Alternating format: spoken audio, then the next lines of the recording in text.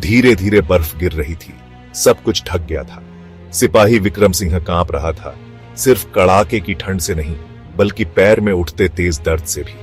हाथ में एक छोटा सा चांदी का लॉकेट पकड़े वो प्रिया अपनी पत्नी की पिक्चर देख रहा था।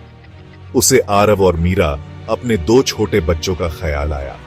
ये ठंडी बंजर जमीन उसके गर्म गांव से कितनी दूर थी, लेकिन वो एक सोल्जर था और उसका एक फर्ज था अपनी मातृभूमि की रक्षा करना। वो वापस आएगा। उधर रामपुर गांव में जिंदगी धीरे धीरे चल रही थी। आरव, जो अब 8 साल का था, अपने पापा की तरह ब्रेव बनने की कोशिश करता था। वो अपनी छोटी बहन मीरा को कहानियां सुनाता, ब्रेव सोल्जर्स की कहानियां, अपने पापा द हीरो की कहानियां। लेकिन रात में वो मुझसे पूछता, पापा घर कब आएंगे माँ? उसकी छोटी सी आवाज में गहरी तड़प होती थी। मैं उसे कस के गले लगा लेती और धीरे से कहती, जल्दी बेटा जल्दी। ये अनिश्चितता एक भारी बोझ की तरह थी। पापा के लिए, वो कहती, और मैं अपने आंसू रोकने की कोशिश करती। वो दिन रात उसकी सलामती की दुआ करती थी। प्रिया एक शांत हिम्मत वाली औरत थी। उसे अपने रोज के कामों में सुकून मिलता था।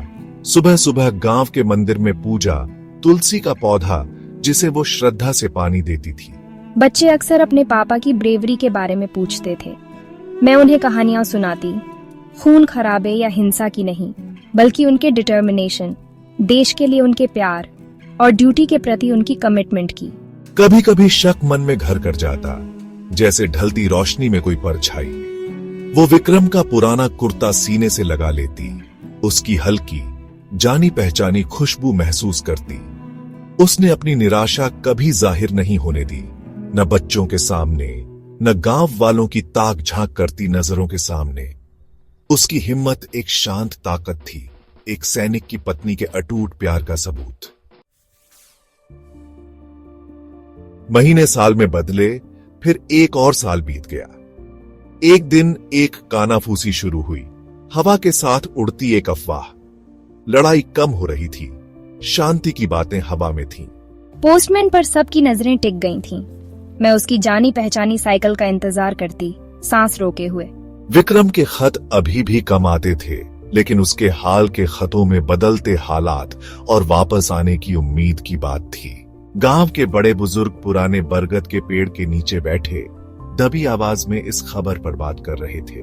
रामपुर का माहौल बदलने लगा था। चिंता की जगह अब एक हल्की सी उम्मीद ने ले ली थी।